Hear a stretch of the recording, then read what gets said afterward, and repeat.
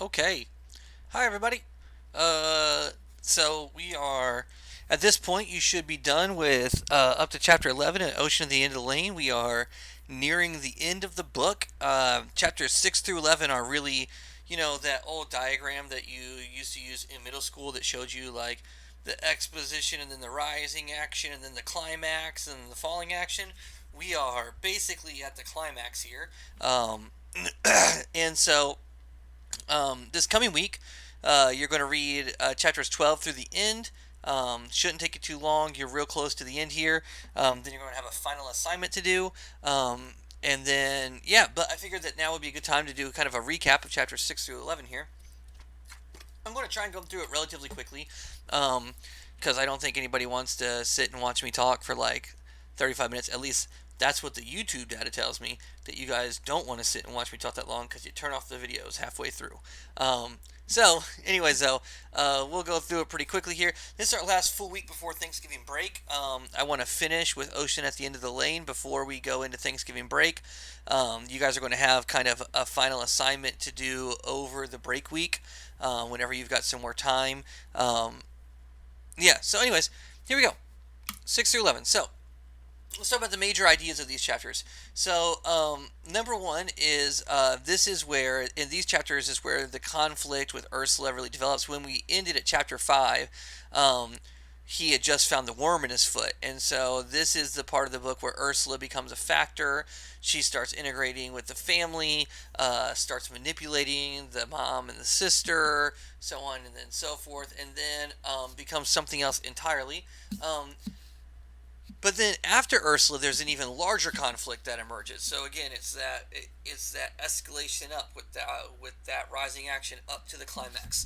The ultimate resolution with Ursula is not the climax of the novel. Actually, it is kind of pulling a fast one on us. It has led us to believe that Ursula is going to be the major conflict, but then she turns out not to be. So that's exciting. So, anyways, let's go here. Another thing. A major theme in this is the limitations of perspectives and how a child sees the world differently and how that perspective can sometimes limit their options. There are several times where you're going to see the narrator do something or not do something, and you're like, if you would have just done this thing, or if you would have just realized what was going on here, you could have avoided all this other stuff. But you got to remember that children see the world in a different way. They don't see the world through the eyes of teenagers or the eyes of adults. They see the eyes through very, very innocent children. So whenever the father starts flirting with Ursula and she starts flirting back, whenever he catches them having intercourse, he lacks the ability to perceive those things effectively because he is not grown enough. He doesn't have the context for those actions that would allow him to use them to his perspective. And then finally, a big point here is the way that problems for children can seem very large, and in the grand scheme of things, they are very small. But that doesn't mean that they aren't important or impactful or meaningful. So remember, this story is really all about the idea of personal trauma and those things that matter to us that we carry with us for the rest of our life. And so, this interaction with like Ursula and then the way that it is resolved lead to this idea that how sometimes things that seem inconsequential to us as teenagers or like as adults can still be very impactful and very consequential to children, and just because they seem small to us doesn't diminish their importance or their impact. So, chapter 6. Chapter 6, the mom comes home, says that she found a job, and that because she's going to be off working all the time, that she has hired a nanny. It's kind of weird. So at this point, mom kind of disappears for a while, but then she shows up at the Hemstock's house. So we don't know if mom is coming home late at night and she just has a long commute, or if she's kind of gone for days at a time sometimes. But and in chapter 6, mom kind of steps out of the picture for most of the rest of the novel, and Ursula Monkton steps in. The narrator's sister immediately loves Ursula. she gives the sister a gift, and immediately the sister is just like infatuated, and then the dad ends up really liking Ursula as well, and he thinks that she's great and fantastic.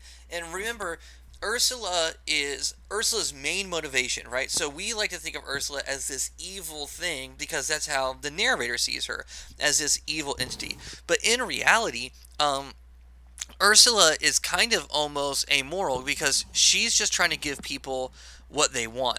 She We find out later that she's using the narrator because she has to, because the narrator is her attachment point to this existence, to this plane of like reality. But her primary motivation is to fulfill people's wishes, to give them what she wants. She's giving people money because that's what they want. She gives the father affection and flirts with him, and then eventually ends up sleeping with him because that's what the father wants. She's in the business of giving people what they want. And so we think that she's evil, but really she's just singularly motivated. All right. So that's chapter 6. Chapter 7. Um, and then chapter 6. Sorry, going back here really quick. In chapter 6, also is the narrator's first attempts to get off the property to go tell Letty about the monster, or about Ursula. Whenever he first meets Ursula, he doesn't realize that she's a monster, but he thinks that something is up, and he wants to go and talk to Letty about it. And then she starts thwarting his attempts, and then he starts to realize that maybe there's more going on here than just a new nanny that like he doesn't like. Then we get to chapter 7. And to me, chapter 7 is where the novel really takes off and really finds its meaning. It's where it really begins to mean something. So, chapter 7, it starts with this dinner, and the narrator refuses to eat the food. And then his father and him have this conflict, right? So the boy refuses to eat the food. He's watching Ursula and the father interact.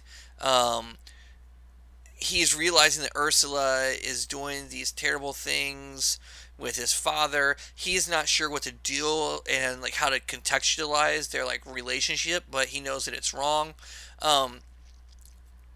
And so after he refuses to eat the food and he calls Ursula a monster, the father gets very angry and demands that the narrator apologize. And so when he refuses, the father chases him upstairs. He locks himself in the bathroom, and we get this really traumatic scene. Like, it is childhood trauma written very effectively, I think, where he goes to this bathroom and he talks about how like he felt like the locked door would make him safe, because when you lock a door, people can't come in. But then his father kicks down the door, and it's this moment of realizing that like even safe spaces are not safe whenever we are up against forces that are just so much more than us. And then his father basically begins to drown his son in the bathtub. And this is juxtaposed with the way that he described his father earlier in the story.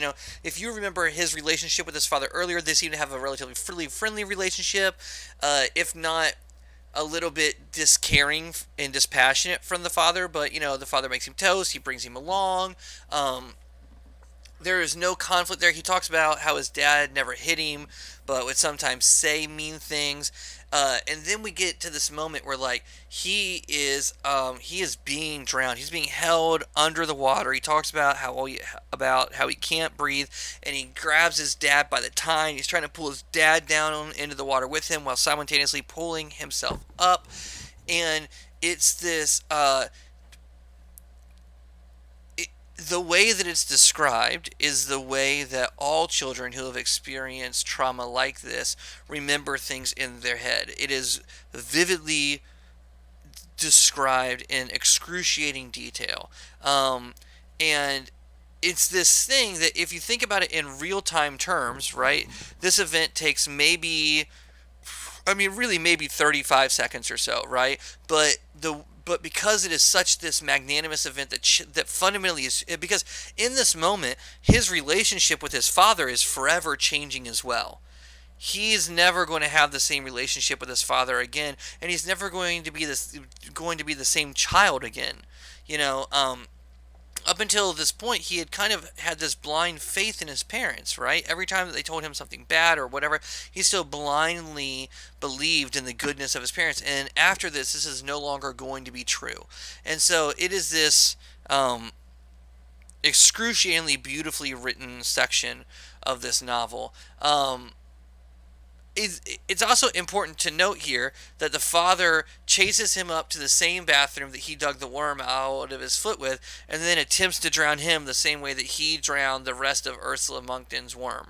Um, and so there's a very important parallel to drown there, because if you infer that Ursula is manipulating the father to encourage or make him do this, which she kind of hints that she has the power to do, then the drowning becomes this symbolic, kind of almost karmic action, where what is happening to him is the same thing that happened to Ursula. All right, I need to hurry up a little bit. Holy crap, I'm already 11 minutes in. All right, so 6 and 7 things to consider.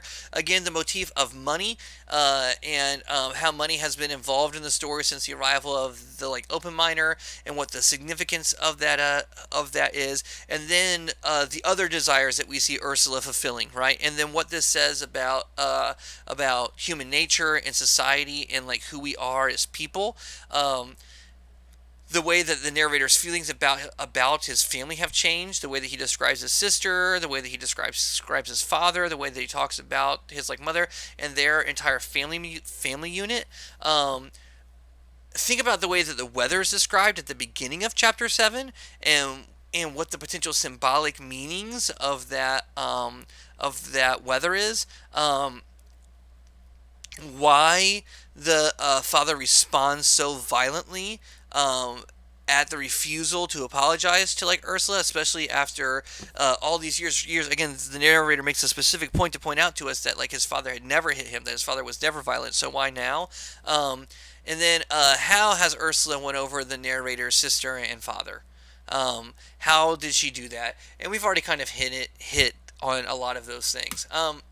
Let's see, Chapter 8. Chapter 8, the narrator is locked in his bedroom. He's shivering. He's cold after his conflict with his father, and so he decides that he's going to escape. He knows that his sister is watching TV, and that Ursula and his dad have gone downstairs.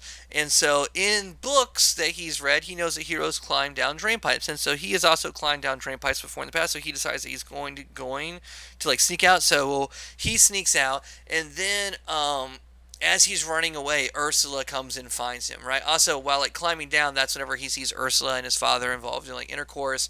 And so then he's running out, and he gets to the edge of his property, and this storm is brewing, and it's thunderclouds and lightning, and then Ursula shows up, and he describes her as this huge figure in the sky, almost like God. She's not even moving, she's just floating along, and he says that it's like she's constantly being lit by the lightning around her, and he just makes it to the edge of Letty's property, and then Letty shows up along with the kitten, and then there's this conflict between Letty and Ursula. And this conflict is really one of the high points of the novel, I think, because remember how I said earlier that one of the themes of this section is how problems that seem big to children can sometimes seem small to other people, right?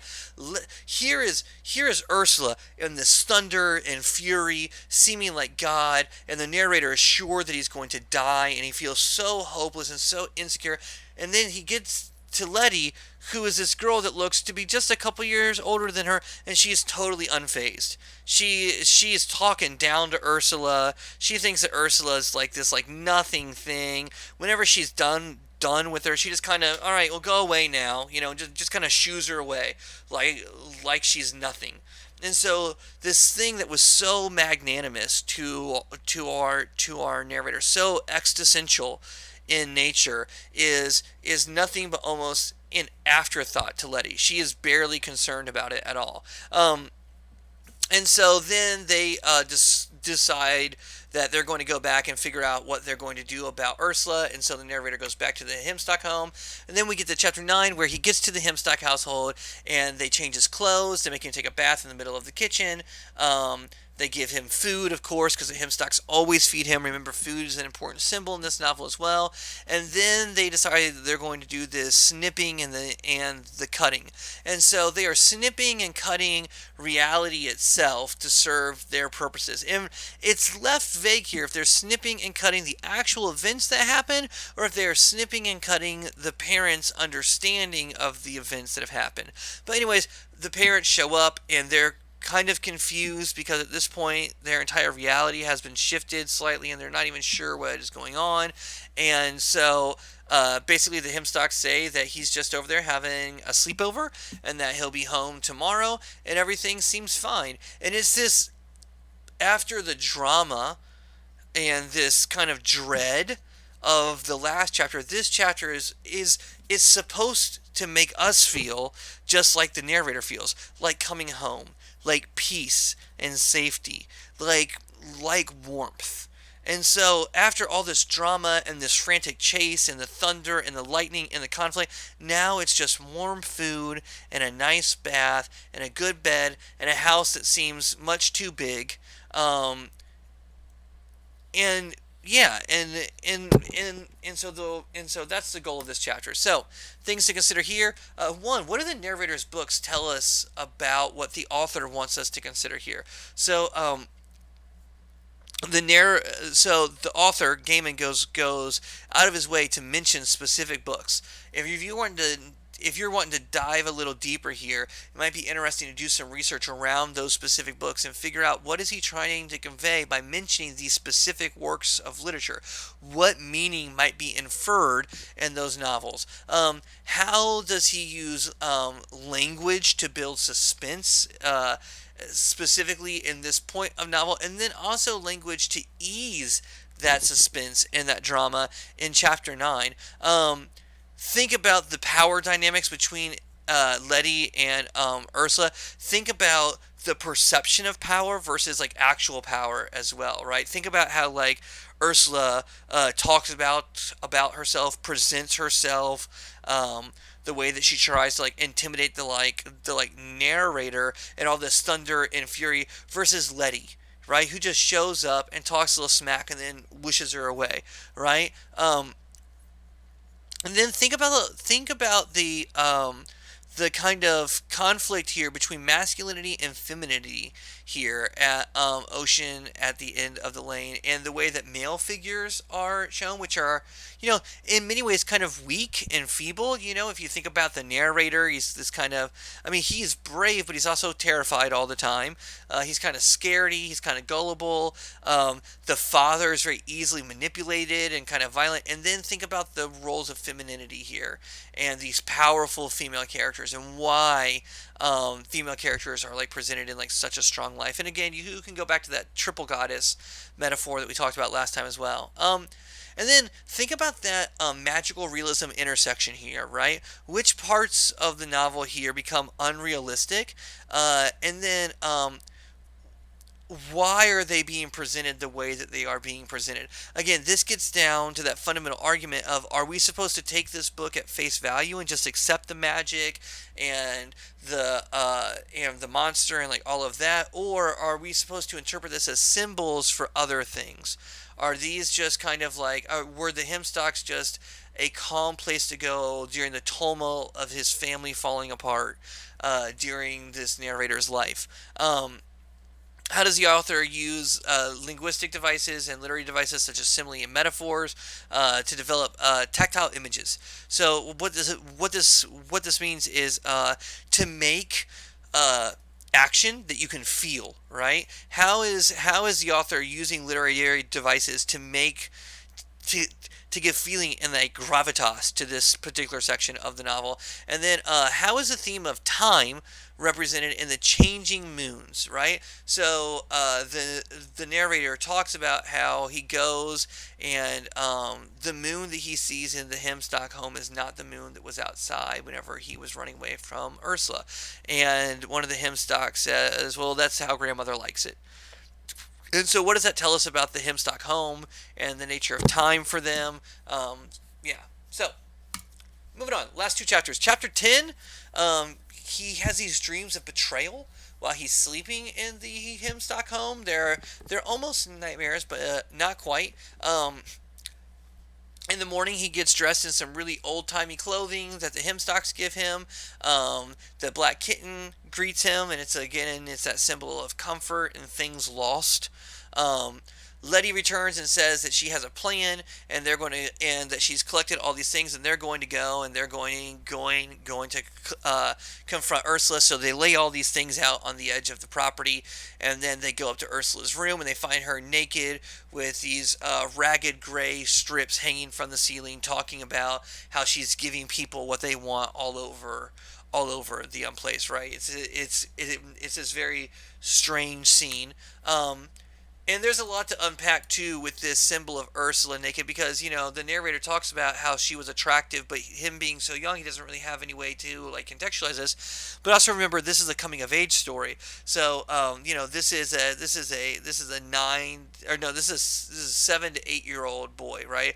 So he's just maybe starting to figure out that girls are nice or are desirable, starting to transition out of that girls are like yucky phase. And so this also becomes one of those seminal moments of development. And then you get chapter 11 where they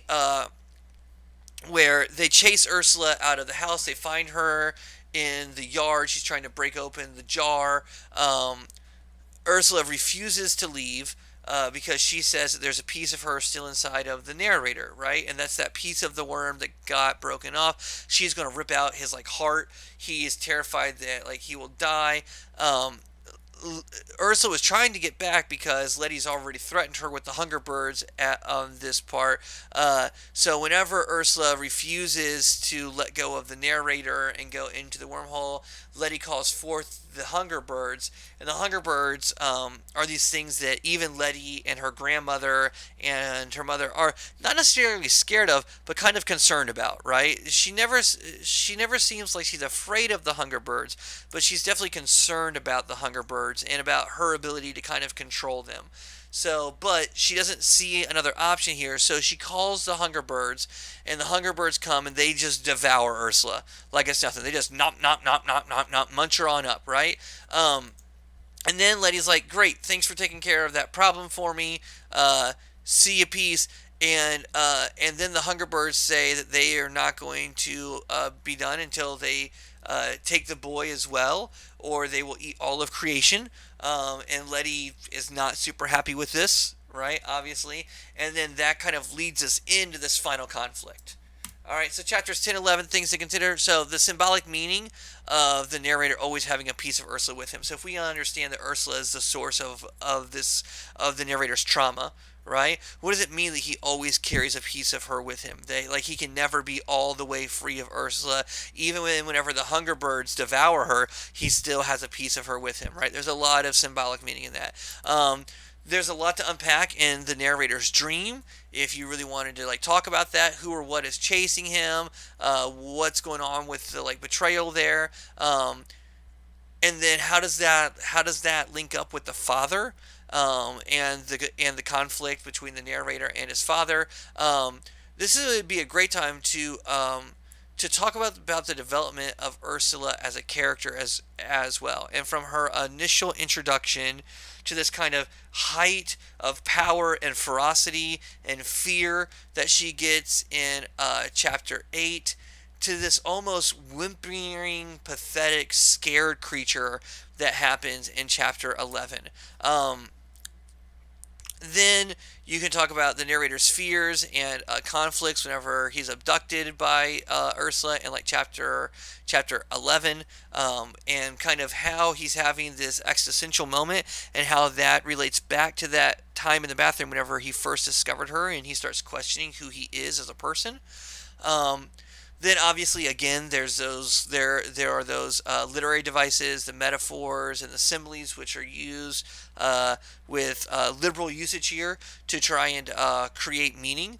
And then there's a lot to be said about obstacles in this novel. So this novel is a brilliant example of how an author uses what are called cascading obstacles. So the narrator overcomes one obstacle, then there's another obstacle, then there's another obstacle, then there's another obstacle. But the narrator never gets to see all the obstacles at once. He kind of only gets to see the next obstacle once he's dealt with the one before it. And so it's these escalating obstacles. And then think about the Hungerbirds and what other mythological beasts the Hungerbirds are kind of similar to.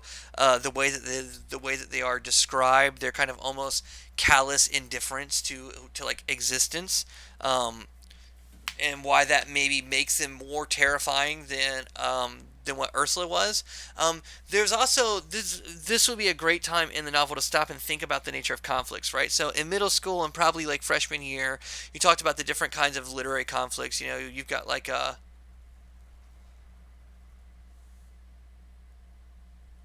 I don't know what that was. Sorry, my house just started shaking like crazy.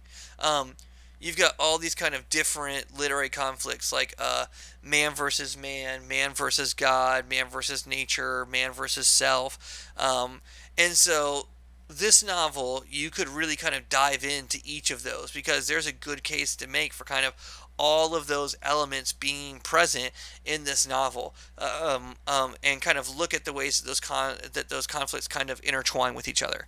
So, yeah, that's that for this recap of chapters 6 through 11. Yeah, this week, I want you to finish the book. You'll have some questions to answer on Schoology, and then, like I said, next week we will have this kind of culminating assignment that I'll ask you to do. Um, and then that'll be that. Hope you guys have a good week. Hope you guys are managing your stress well. I hope that you guys are also staying safe and being responsible. As always, if you need me, hit me up. Always willing to help. Bye.